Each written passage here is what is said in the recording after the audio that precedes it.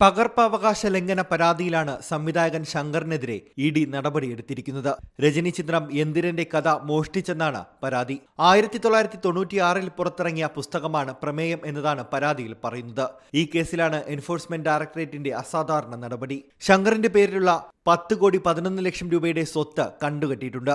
എന്തിരൻ 290 കോടി രൂപ collection നേടിയെന്ന് ED കണ്ടെത്തി. ഇതിനായി ശങ്കറിന് 11.5 കോടി രൂപയാണ് പ്രതിഫലം കിട്ടിയതെന്നും ഇഡി വ്യക്തമാക്കുന്നു.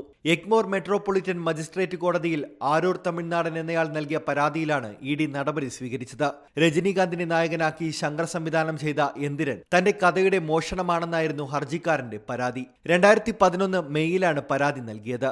ചിത്രത്തിന്റെ കഥ, തിരക്കഥ, സംഭാഷണം, സംവിധാനം എന്നിവയ്ക്കായി ശങ്കറിന് 11.5 കോടി രൂപ പ്രതിഫലം ലഭിച്ചുവെന്ന് വ്യക്തമായതായി ഇഡി അറിയിച്ചു.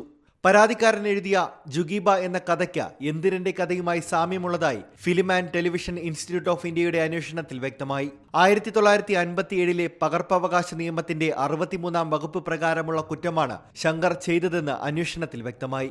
ഇത് PMLA പ്രകാരം ഷെഡ്യൂൾഡ് ഒഫൻസിന് കീഴിൽ വരുന്നതാണ്. ഇതേ തുടർന്നാണ് ഇഡിയുടെ നടപടി. National desk C Malayalam news. ഏറ്റവും പുതിയ വാർത്തകളും വിശേഷങ്ങളും വിരൽ തുമ്പിലറിയാൻ സി മലയാളം ന്യൂസ് എല്ലാ ഡിജിറ്റൽ പ്ലാറ്റ്ഫോമുകളിലും ലഭ്യം.